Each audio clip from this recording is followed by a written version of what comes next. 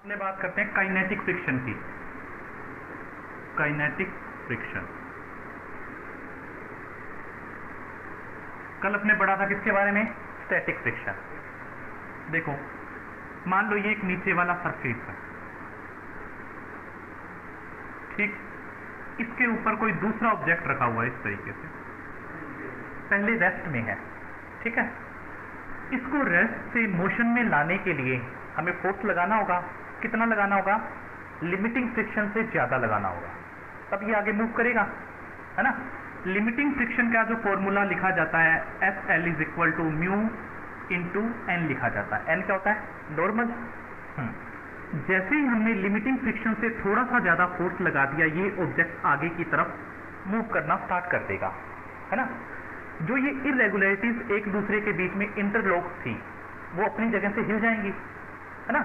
तो जब ये आगे जा रहा होगा, मोशन कर रहा होगा, उस टाइम में ये इंटरलॉकिंग उतनी प्रॉपर से नहीं हो पाएगी जितनी पहले थी।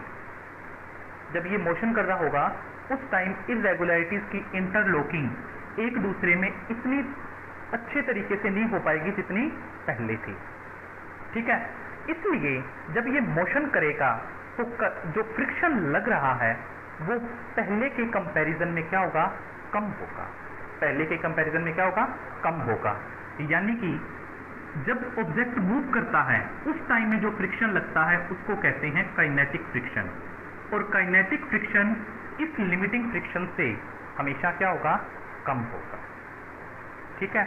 इसीलिए जब भी कोई ऑब्जेक्ट रखा होता है, ये मान लो ये वाला ऑब्जेक्ट है, मैं इसको स्टार्ट करूं, खींचना स्टार्ट करूं, तो उस कंडीशन में पहले तो जोर यानी कि फोर्स ज्यादा लगाना पड़ेगा, और बाद में एक बार यदि मूवमेंट स्टार्ट हो गई उसके बाद फोर्स कम लगाना पड़ता है। क्यों? क्योंकि काइनेटिक फ्रिक्शन इससे कम होता है, ठीक है। बताओ, दोबारा समझो। देखो फ्रिक्शन क्यों लगता है? इरेगुलरिटीज के कारण।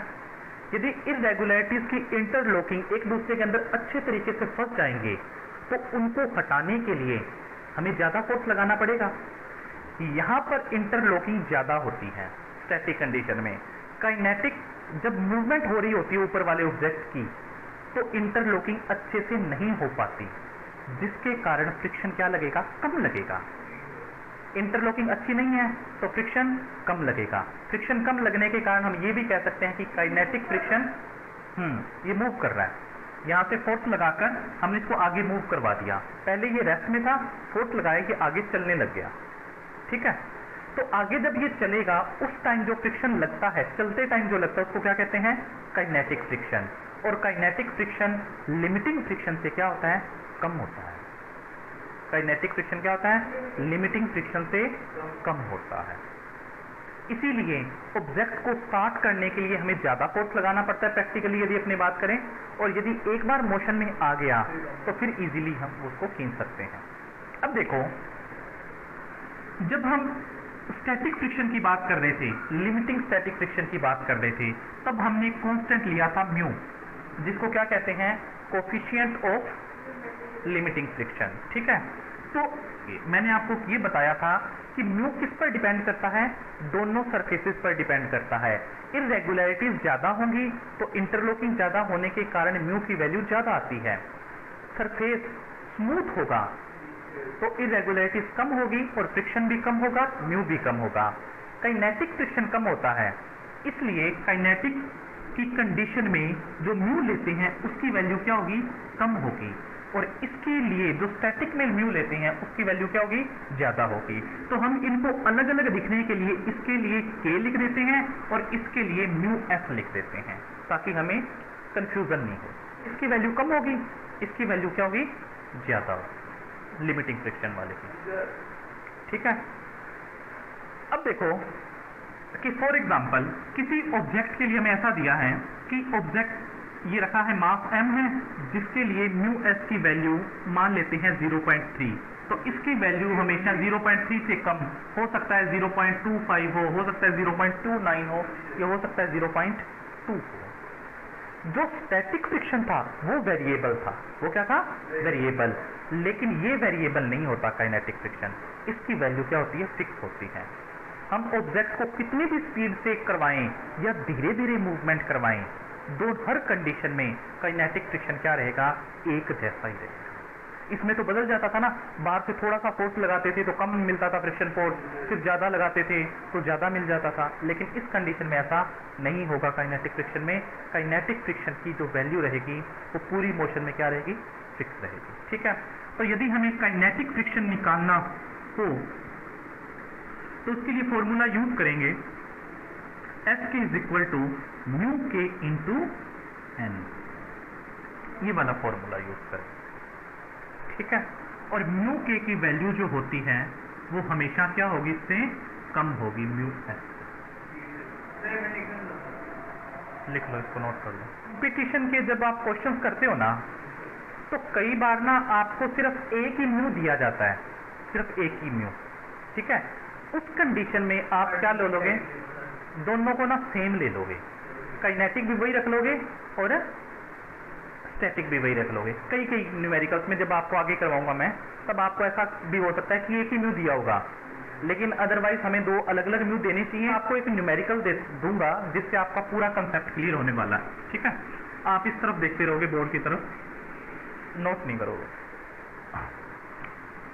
क्वेश्चन दिया है कि ऑब्जेक्ट है जिसका मास है 3 किलोग्राम। ठीक है, इसको हमने ग्राउंड के ऊपर रख दिया।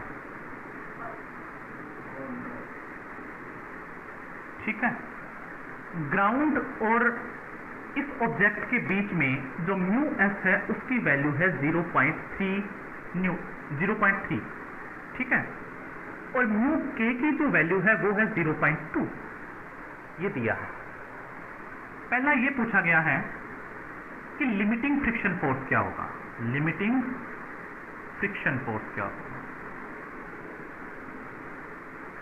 दूसरा ये पूछा गया है कि यदि 5 न्यूटन का फोर्स लगाएं, if applied 5 newton force, then what will be friction force. ठीक है, दूसरा ये पूछा गया, सॉरी, उसके बाद ये पूछा गया है if applied 20 newton then what will be friction force.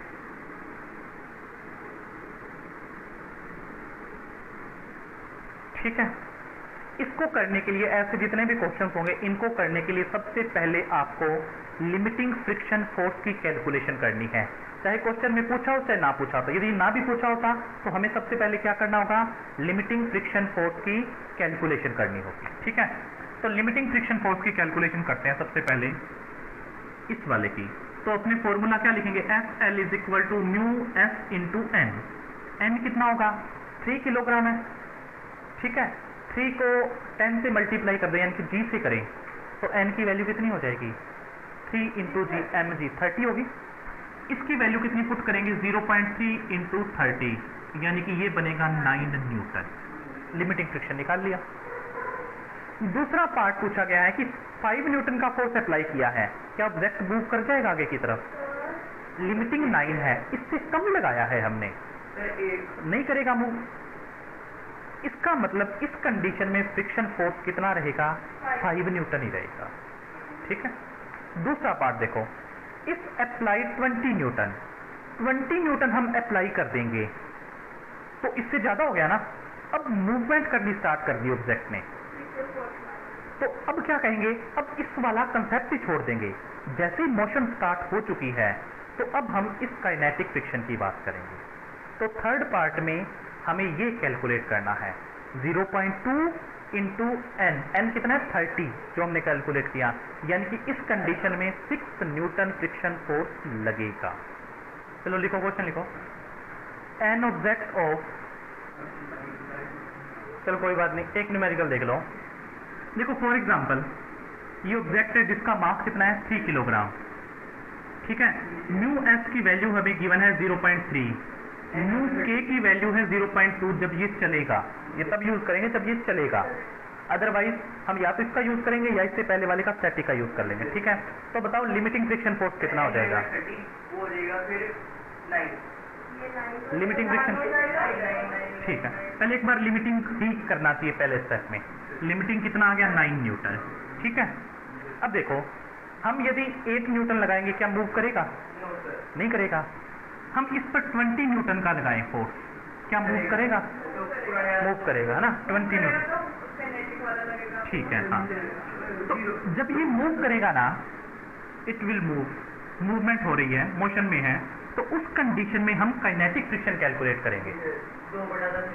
तो ये कितना होगा? 0.2 इंटू 30 यानी कि 6 न्यूटन। इस पर नेट फोर्स कितना लग रहा होगा? 20